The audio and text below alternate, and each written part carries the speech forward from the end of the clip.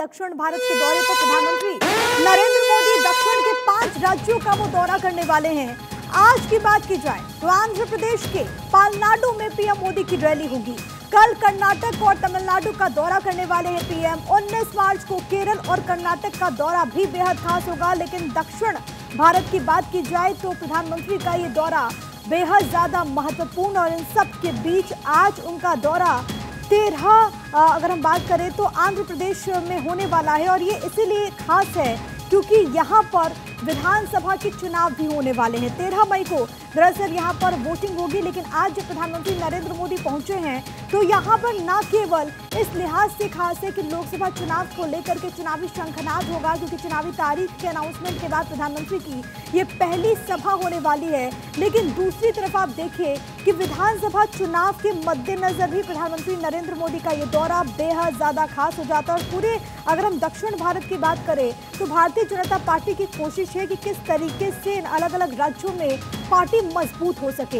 ये तस्वीरें आपकी टीवी स्क्रीन पर है। और आज आपको यहाँ पर एनडीए के तमाम बड़े चेहरे नजर आएंगे।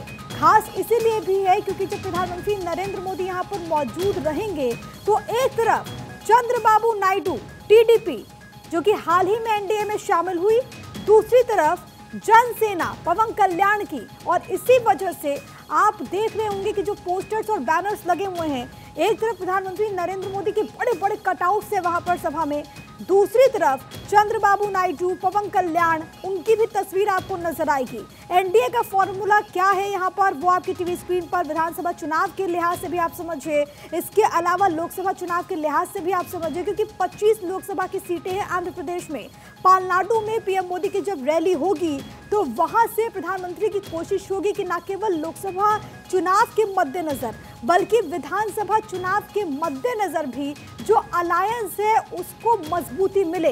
हालांकि आप देखेंगे तो लोकसभा चुनाव में जो सीट शेयरिंग का फॉर्मूला बना, उसके बाद विधानसभा चुनाव में भारतीय जनता पार्टी यहां पर केवल 10 सीटों पर ही विधानसभा चुनाव कंटेस्ट कर रही है। यहां पर बड़े भाई की भूमिका में विधानसभा चुनाव में टीडीपी रहेगी। लेकिन दूसरी तरफ लोकसभा चुनाव के लिए जो फॉर्मूला अभी तक तय हुआ है उसके अनुसार भारतीय जनता पार्टी 25 से अधिक सीटों पर, क्योंकि 25 सीटें हैं तो 25 में से अधिक सीटों पर, ज्यादा सीटों पर चुनाव वो लड़ेगी। लेकिन प्रधानमंत्री ने एक्स पर पोस्ट किया है आंध्र प्रदेश दौरे को लेकर के, वो आपको बताते हैं। पालनाडु में एनडीए रैली को संबोधित करूंगा, ये उन्होंने कहा।